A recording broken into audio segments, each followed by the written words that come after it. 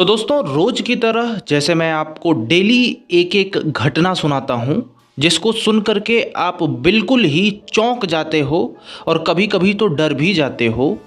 ऐसी ही घटना आज भी मैं आपको सुनाने वाला हूँ।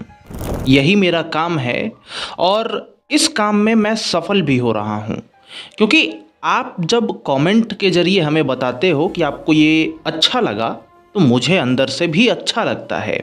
आज की घटना, आज की कहानी तब शुरू होती है जब पुलिस एक दरवाजे को तोड़ती है और ज्यों ही दरवाजे को तोड़ती है आसपास के सभी लोग सन्न रह जाते हैं और आप भी सन्न रह जाओगे।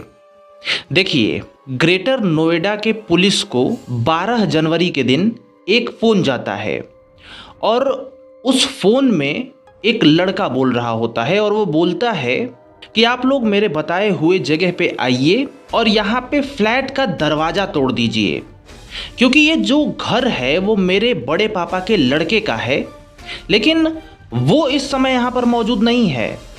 पर उसके घर में से एक अजीब सी बदबू आ रही है। ऐसा लग रहा है कि अंदर बहुत कुछ है। साथ ही साथ उस फोन पर उसके पड़ोसी भी आग्रह करते हैं पुलिस से, और जिनको सुन करके पुलिस बताए हुए लोकेशन पर फटाक से पहुंच जाती है और फिर पुलिस द्वारा गेट को तोड़ा जाता है।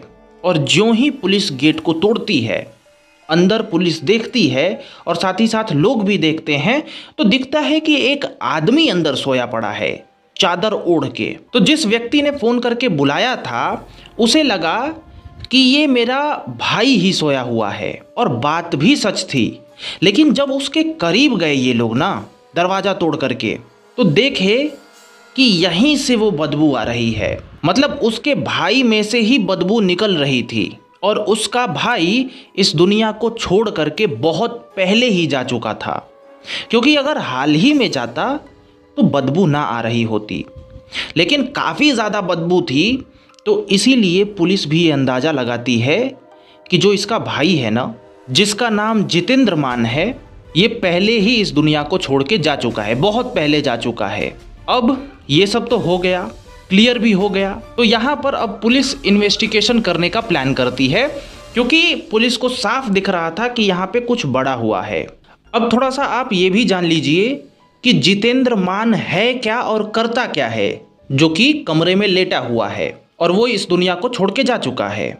देखिए, जितेंद्र मान एक प्रोफेशनल बॉक्सर होता है, और कोई ऐसा वैसा बॉक्सर नहीं। इसने कई मेडल्स भी जीत रखे थे, तो बॉक्सर तो काफ़ी अच्छा था। लेकिन अब बॉक्सिंग छोड़ करके वो ट्रेनर बन गया था, जिम ट्रेनर, और एक जिम में सबको ट्रेनिंग देता था, जैसा कि जिम ट्रेनर आजकल देते हैं। अब पुलिस को जब ये बात पता चली तो सबसे पहले पुलिस जिम में ही गई इन्वेस्टिगेट करने, क्योंकि जो व्यक्ति है वो अधिकतर समय तो जिम में ही बिताता होगा, तो जिम वालों को बहुत कुछ इसके बारे में पता होगा। ये सोच करके पुलिस जाती है जिम में, और जिम में पुलिस को सहायता भी मिलती है। जिम से ये बात पता चलती है कि जितेंद्र मान एक अच्छा व्यक्ति था, और दूसरी बात ये कि 2017 में एक इसी जिम में लड़की आ रही थी, और उसी लड़की से जितेंद्र मान की दोस्ती हो गई थी और इन दोनों में अफेयर भी चलने लगा था। और उस लड़की का नाम है सृष्टि गुप्ता। यानी जितेंद्र मान सृष्टि गुप्ता से प्रेम करता था, और ऐसा उसके दोस्त मानते थे कि वो भी इससे करती है, क्योंकि ये दोनों एक दूसरे को डेट कर रहे थे। तो यहाँ पर पुलिस को सबसे बड़ा क्लू मिलता है, और जब पुलिस को जानकारी मिल जाती है कि जितेंद्र मान यहाँ पे बात करता था, इसकी ये गर्लफ्रेंड है सृष्टि गुप्ता, तो पुलिस तुरंत सृष्टि गुप्ता के पास पहुँच जाती है और उससे पूछताछ करती है। यहाँ पे पूछा ये जाता है कि क्या तुम जितेंद्र मान से बात करती थी अभी भी, क्या तुम लोग रिलेशनशिप में हो? तो वो बोलती है कि नहीं, मेरी तो जितेंद्र मान से बात ही नहीं होती थी। यानी वो मना कर देती है। हाँ, ये बात मानती है कि हम लोग थे, क्लोज थे, पर बात नहीं होती, ये कह के पुलिस को इधर उधर करके हटा देती है। और क्योंकि पुलिस के पास भी पर्याप्त साक्ष्य नहीं थे, अभी शुरुआती पूछताछ थी, इसीलिए पुलिस भी वहाँ से चली जाती है। अब इसके बाद पुलिस एक काम करती है, सबसे पहले पुलिस जितेंद्र मान के कॉल डिटेल्स को निकलवाती है, क्योंकि यही एक ऐसा चीज था जो साबित कर सकता था कि सृष्टि बात करती थी इससे या नहीं करती थी। और यहां पर चौंकाने वाली बात सामने आई। ग्रेटर नोएडा के सर्कल ऑफिसर जो हैं अमित किशोर श्रीवास्तव, इन्होंने बताया कि जो सृष्टि ये दावा कर रही थी कि हम जितेंद्र मान से बात नहीं करते, वो सृष्टि बात करती थी और एक दिन में लगभग 10 से 15 बार बात किया जाता था लंबे लंबे समय के लिए। तो यहाँ पर साफ था कि सृष्टि झूठ बोल रही है कि हम उससे बात नहीं करते हैं। लेकिन ये पर्याप्त अभी सबूत नहीं है। सबूत तो आ गया पुलिस के पास कि वो झूठ बोल रही है, लेकिन पुलिस सोचती है कि कुछ और भी क्लू हम लोग जुटा लें ताकि दबाव बनाने में आसानी रहे हम लोगों को। इसीलिए पुलिस कुछ और साक्ष्य ढूंढने निकल जाती है। अब यहाँ पे एक बात मैं बताता हूँ।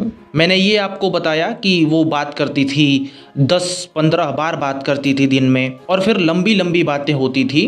तो मुझे एक्चुअली, मैं अपना थोड़ा सा आपको शेयर करना चाहूँगा, कुछ थोड़ा सा, ठीक है। जब मैं छोटा था तो एक बात ज़रूर सोचता था, जब मैं देखता था ना कि बड़े बड़े लोग इतने मतलब फ़ोन पे ही चिपके हैं, और मेरे दोस्तों में कभी बातें होती थी तो वो लोग कहते थे कि देखो इसकी तो गर्लफ्रेंड है भाई, गर्लफ्रेंड है, बातें उसी से चल रही। मैं सोचता था क्या बातें कर रहे होंगे यार, इतनी लंबी लंबी बात कौन करता है मूर्ख, मैं ये सोचता था। लेकिन जब इस एज में पहुंचा तो मुझे पता चल गया सब कुछ कि बातें क्या होती हैं और क्यों करनी चाहिए। खैर हम लोग अलग टॉपिक लेते हैं, ठीक है, अपनी मेन टॉपिक को पकड़ते हैं। खैर यहाँ पे सृष्टि तो झूठ बोल रही है, ये तो साफ हो गया। अब पुलिस एक और काम करती है। जिस फ्लैट में जितेंद्र मिला था, जिस फ्लैट में जितेंद्र रहता था, उस फ्लैट में लगे हुए जो बाहर बिल्डिंग के लगा हुआ सीसीटीवी है, उन सभी को पुलिस खंगालती है और एक शॉकिंग चीज दिखता है। यहां पर पुलिस को मिलता है कि सृष्टि मुंह बांध करके 10 जनवरी को उसी बिल्डिंग में एंटर की है, और एंटर करने का समय 12:30 बजे, यानी 12:30 बजे सृष्टि अंदर जाती है और उसके बाद वापस आती है। उस समय 4:55 हो रहे थे, यानी 10 तारीख को सृष्टि वहां पे गई थी और 12 तारीख को पुलिस ने गेट तोड़ा था। और जब गेट तोड़ा था तो देखा था कि जितेंद्र जो है वो बहुत पहले से ही इस दुनिया से चला गया है और उसमें से स्मेल आ रही थी। तो यहाँ पर अब गहरा जाता है पुलिस का शक कि हो ना हो ये सृष्टि का ही खेल है। और क्योंकि इधर सृष्टि से पूछताछ पहले किया जा चुका था, तो सृष्टि भी अब वहाँ से अपने जगह से भागने की प्लानिंग में होती है कि हम लोग यहाँ से निकल लें, मतलब मैं यहाँ से निकल लूँ, पुलिस के दायरे में मैं आ रही हूँ। लेकिन तब तक, जब तक वो भागती, उससे पहले ही पुलिस को पता चल जाता है कि वो भागने की प्लानिंग कर रही है, और पुलिस फिर जाकर के सृष्टि को इस बार अरेस्ट कर लेती है, क्योंकि पुलिस के पास अभी काफ़ी सबूत आ चुके थे। अब अरेस्ट करके पुलिस लाती है और फिर से वही सवाल किया जाता है सृष्टि से कि क्या तुम बात करती थी। सृष्टि कहती है नहीं। तो उसके सामने कॉल डिटेल्स पुलिस रख देती है कि तुम बोल रही हो कि बात नहीं करते थे, और ये कॉल डिटेल्स से पता चल रहा है कि तुम लंबी लंबी बात करती थी, एक दिन में 10-15 बार कॉल्स आता था। ये कैसा है भाई। अब सृष्टि का पोल खोलने लगती है पुलिस। फिर सृष्टि इधर उधर बातों में घुमाती है, तो अब सीसीटीवी फुटेज आगे ले आके रख दिया जाता है। उसमें कहा जाता है कि तुम तो ये जा रहे हो, ऐसा लग रहा है कि तुम ही हो, फेस बांधे हुए हो और वापस भी आ रहे हो, और इसी के बाद की ये घटना लग रही है। तो आखिर क्या माजरा है, ये तुम ही तो हो। अब सब कुछ हमारे पास साक्ष्य है, अब सच बता दो। और अब यहाँ पर सृष्टि देखती है कि भैया हम तो अब चारों ओर से घिर गए, तो वो सच बताने पे आ जाती है और वो सच बताती है। बिल्कुल सीआईडी में जैसा होता है ना कि पहले सबूत वबूत लिया जाता है, उसके बाद एक आध थप्पड़ कस के मारा जाता है और बोला जाता है बता, मेरे पास ये सबूत आ गए हैं, अब बता। तो वो भी बताता है कि हाँ ये मैं नहीं किया था। ऐसा ही सीन यहाँ पे भी है कि सृष्टि के पास सबूत रखा गया और फिर सृष्टि सब कुछ बताने लगी, और जो बताई ना उसको सुनकर के आपके पैरों तले जमीन खिसक जाएगी। ना खिसके तो ये ध्यान रखना कि उस समय भूकंप नहीं आया है, अगर भूकंप आता तो खिसकता जरूर। खैर मैंने क्या बोला मुझे नहीं पता, आगे बढ़ते हैं। सृष्टि बताती है कि हम लोग रिलेशनशिप में आए थे, मैं और जितेंद्र रिलेशनशिप में आए थे एक बार, और उसके बाद हम दोनों में संबंध भी बने, और एक बार जब संबंध बना तो उसका वीडियो रिकॉर्ड कर लिया जितेंद्र ने, और उसके बाद मेरे को ब्लैकमेल करने लगा। मैं उससे बार बार कहती थी कि वीडियो को डिलीट कर दो, वो बोलता था नहीं करूँगा। और जब जितेंद्र की इच्छा होती थी ऐसा सब संबंध बनाने की, तो उसी वीडियो के ब्लैकमेलिंग के आधार पर हमें बुलाता था और संबंध बनाता था। यानी यहाँ पे क्या चल रहा है जितेंद्र के द्वारा। हालांकि एक बात मैं यहाँ पे ऐड कर दूँ कि ये केस खत्म हो जाने के बाद भी जो जितेंद्र के घर वाले हैं वो ये दावा करते हैं कि ये जो वीडियो वाली बात है ना, कि वीडियो बना करके ब्लैकमेल कर रहा था, ये बात गलत है। ये दावा कर रहे हैं वो लोग, ठीक है।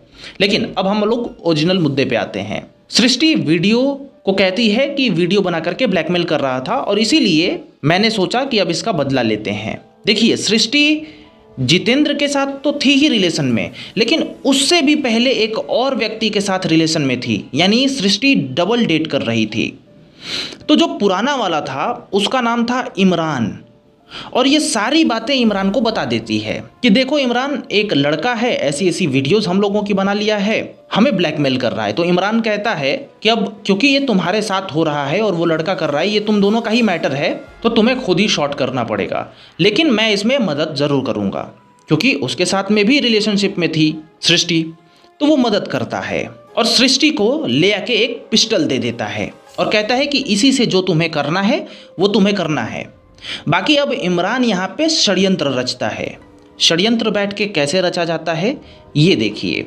यहाँ पे इमरान क्योंकि मांस मछली का व्यापार करता था, तो उसके पास एक ड्राइवर भी था हेल्पर के रूप में, तो उसको भी अपने प्लान में शामिल कर लेते हैं। वो प्लान रचता है कि सृष्टि का फ़ोन इमरान ड्राइवर को दे देता है और ड्राइवर को कहता है कि तुम इस फ़ोन को लेकर गाजियाबाद चले जाओ, ताकि अगर पुलिस बाद में इन्वेस्टिगेशन करेगी तो पुलिस को लगेगा कि सृष्टि तो उस समय गाजियाबाद में थी और घटना तो इधर हुआ है, नोएडा में। तो यहाँ पर गुमराह करने का भी प्लान इमरान रच देता है, बहुत शातिर होता है। और फिर आता है 10 जनवरी को फ़ोन चला जाता है ड्राइवर के साथ गाजियाबाद, और सृष्टि बिना फ़ोन के, क्योंकि फ़ोन तो चला गया, बिना फ़ोन के वो जाती है सोसाइटी में, बिल्डिंग में, और एंटर कर जाती है उसके फ्लैट में।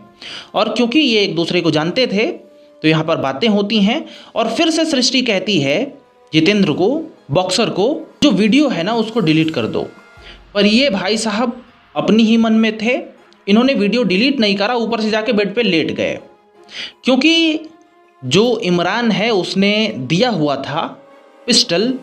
उसके बाद समझ सकते हैं कि वहाँ पे क्या हुआ होगा, वहाँ पर वही होता है जो आप समझ सकते हैं। और उसके बाद ये सब निपटाने के बाद वहाँ से सृष्टि फिर रूम बंद करके निकल जाती है, और इस तरीके से पूरा प्लान एग्जीक्यूट करते हैं ये लोग। खैर, मुजरिम पकड़ा गया, सब कुछ हो गया, पुलिस को पता भी चल गया, इसीलिए तीनों लोगों को पुलिस गिरफ्तार करती है, सृष्टि, इमरान और उसका ड्राइवर नफीस। इन तीनों को गिरफ्तार करती है और ले जाते हैं कोर्ट इन तीनों को जेल में भेज देती है। और इस तरीके से ये कहानी का समापन होता है आज का। खैर, मुझे इस कहानी को पढ़ करके ऐसा लगा था कि सृष्टि भी कुछ ठीक नहीं थी, डबल रिलेशनशिप मार रही थी, और इधर बॉक्सर का तो अब क्या ही कहें, क्योंकि बॉक्सर पे जो इल्ज़ाम लगा है वो इल्ज़ाम भी अलग सा है। खैर, आप क्या सोचते हो, कौन गलत है कौन सही है, आप ज़रूर बताइए। जुड़े रहिए मेरे साथ, मैं हूं अंकित सिंह। और हाँ, अब तक अगर देख रहे हो तो वीडियो को लाइक करके ही जाना। मैं चलता हूं ऐसे ही। नमस्कार।